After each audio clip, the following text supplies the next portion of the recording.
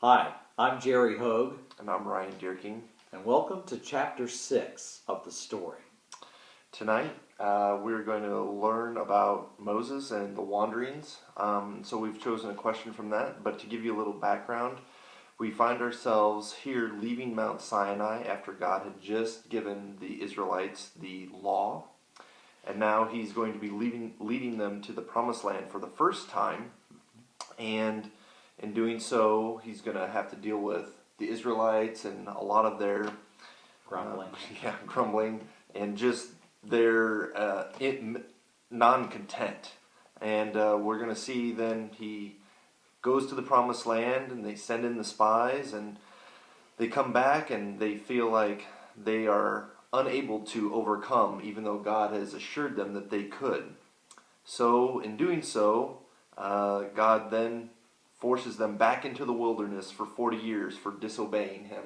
And along the way, Moses is there leading them throughout this entire 40 years, just as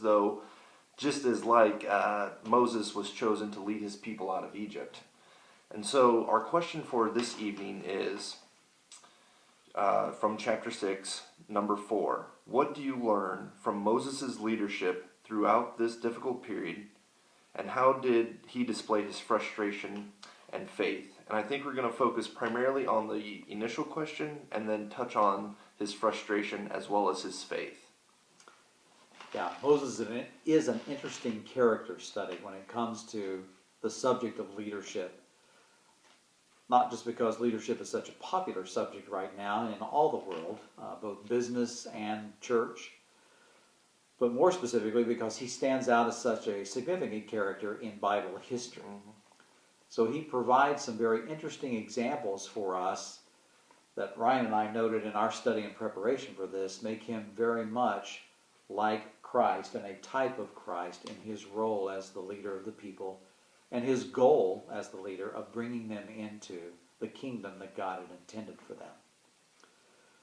Ryan has already alluded to, and we discussed at length, the complaining and grumbling that the people did throughout their wandering in the wilderness. Yes. And it was interesting that all of their grumbling and complaining, while it may have been around some specific issues like meat or water, in all of those instances, what the person that they grumbled against was Moses.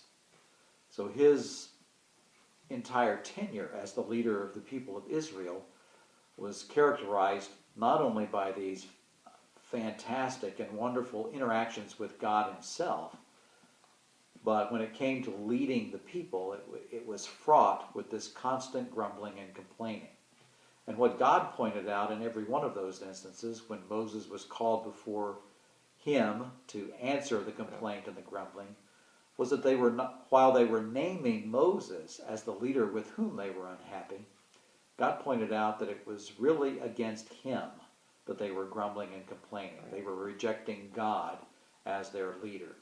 And that was the news that Moses brought to them each time, while also providing for the needs about which they'd been complaining, like meat and water. Right. I think some of that deals primarily with, we get down to his humbleness. Yes. I think that's where we find the unique trait of Moses in this whole rhythm of wandering through the desert. The verse that I keyed on when we were talking about Moses was one that we don't often think about a leader.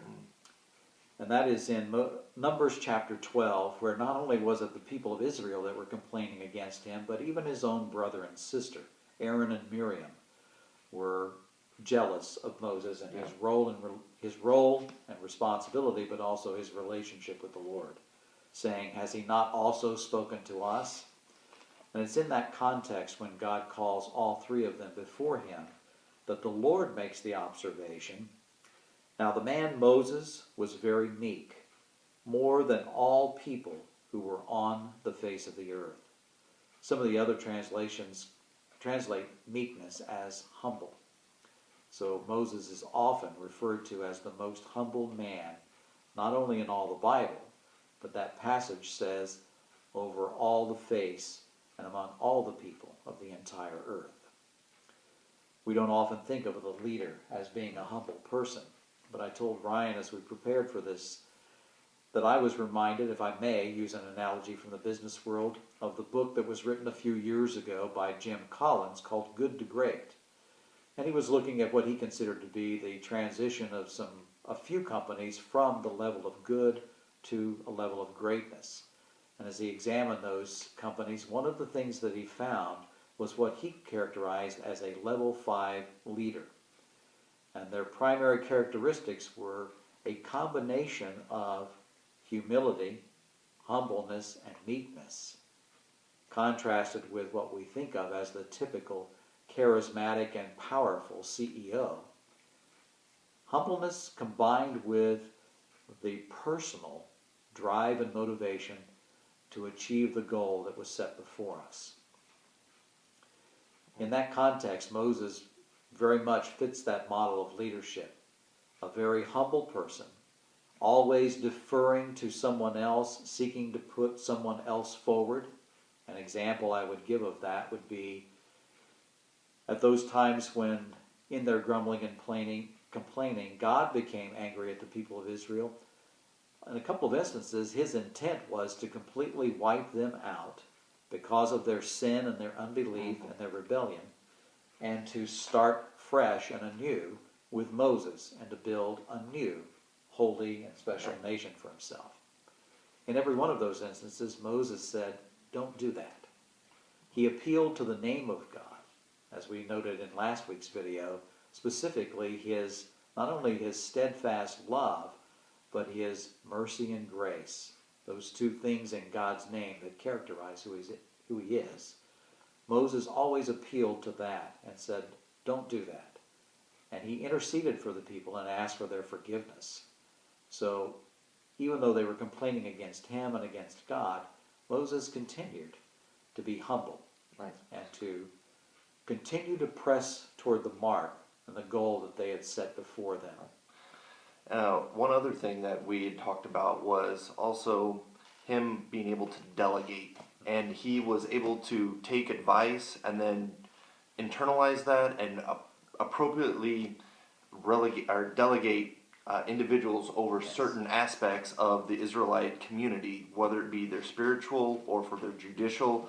There were several instances where there were problems coming in, and he was the sole provider of the decisions that needed to be put forth. And then his father-in-law came in and said, Moses, why burden yourself with all of this? And so it's in those examples that we find that he is able to then take some of that leadership role and disperse it among trusted individuals, the elders of the community, that would allow I don't know what the word I'm looking for is, but allow a smoother train. Yeah. Go ahead. Basically levels of delegation. Jethro told him, divide the people into thousands, into hundreds, into 50s and 10s, and designate a leader over each one of those who can handle the small things, and then only let them bring the large things to you for the big decisions. So now turning on to the last part of our question, where it discussed how did he display his frustration and faith. I think the classic example when we think of that is when Moses disobeyed God and struck the rock twice rather than actually speaking to the rock. And there have been several other instances with his frustration with the Israelites and their disobedience towards God. But that one is remarkable in that particular frustration led to him not being able to enter the promised land. Right. But in all those cases, even that one, he was able to have a steadfast faith. And what we really wanted to point out too is how that faith was guided towards the Messiah to come. Yes. And if we look at Deuteronomy 18, verse 18, we will read, I will raise up for them a prophet like you from among their brothers. I will put my words in his mouth, and he will tell them everything I commanded him. I think that's a fairly definitive statement there, saying that the Messiah will come out of the Israelites and will be the prophet of all prophets. Right. And interestingly, Moses characterizes that prophet as being just like him. So when we think about the leadership of Moses with the people of Israel as he brought them to the promised land, you can't help but think about Christ. Ryan pointed out several instances in our study last night about Moses' willingness to sacrifice himself on behalf of the people of Israel, and even to bear that burden of carrying their sinfulness and interceding for them before God to the degree that God would forgive them, and promised to Moses that he would carry them forward and fulfill all the promises that he had made concerning the children of Abraham, Isaac, and Jacob. Yeah. And as you pointed out, exactly like Christ and what he did for us. So we hope that answers the question that we decided to answer tonight, and we will look forward to tackling the next question in chapter 7. Which takes us into the Promised Land. Make sure you do your reading and studying. We'll see you next week. Bye.